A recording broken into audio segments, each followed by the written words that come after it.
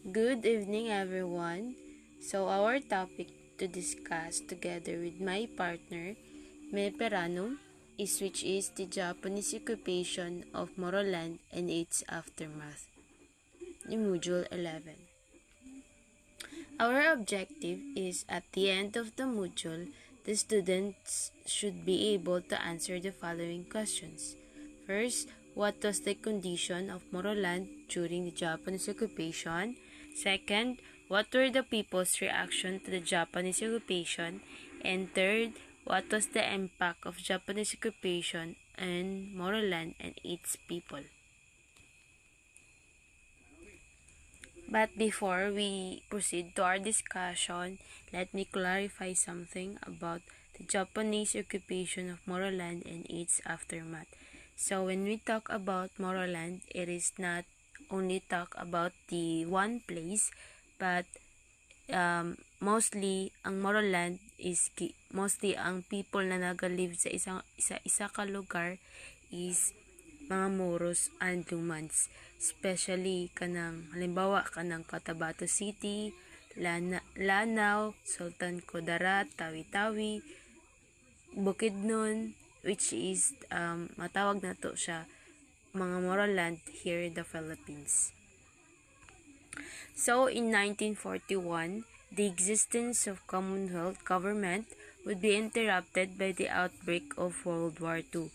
So President Quezon and other key officials of the Commonwealth government would leave the Philippines for Australia and eventually for United States. There, Quezon would continue serving as president of the de jure government. If mingon tag de jure government, it is the legitimate state, but the person couldn't handle the entire state. So while the Japanese-sponsored republic was being generated, set up headed by President Jose P. Laurel. So, aims of Japanese in World War II.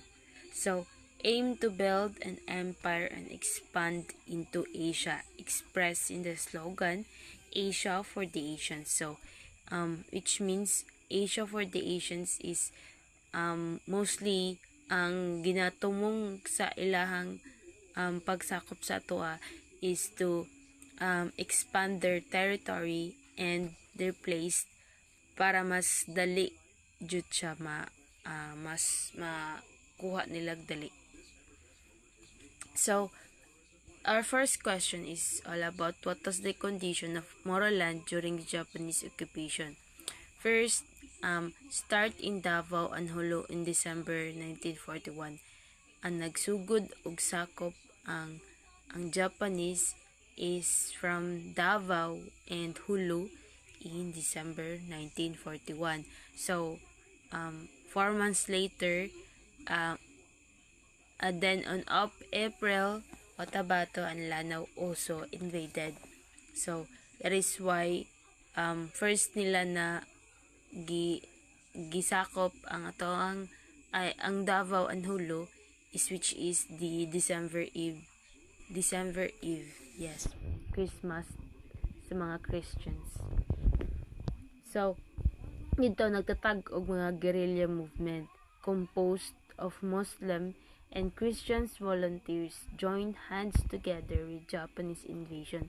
So, ang gusto sa tao or sa una is mag-join hands together ang Christian and Muslim para pod ma-fight nila ang Japanese invasion. So, in Cotabato, guerrilla forces were organized by Datu Salipada Pentadum and his brother-in-law, Datu Udtog Matalam. They are made up of both Muslims and Christians. So, sa Cotabato, dito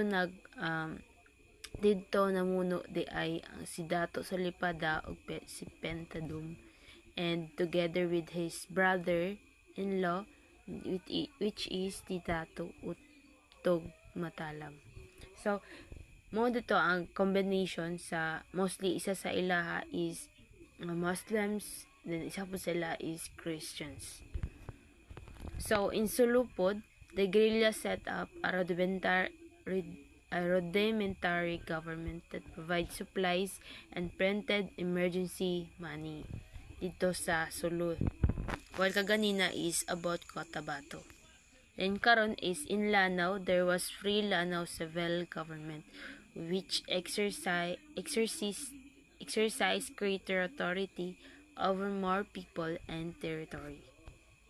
So, ang effects of Japanese invasion is first is the positive effect, a blessings in disguise because it welded Muslim and Christians relationship. So we all know that tungod nilang na pagsakop sa tuwa is mas natigbabaw ang pag-join together sa mga Muslims and Christians to fight that Japanese, so that mostly naging successful din sila at the end.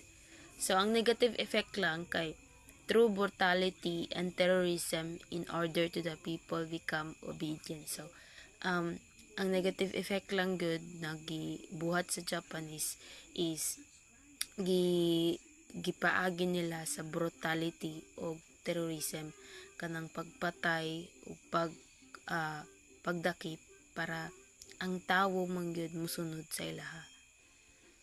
And that's all. Thank you.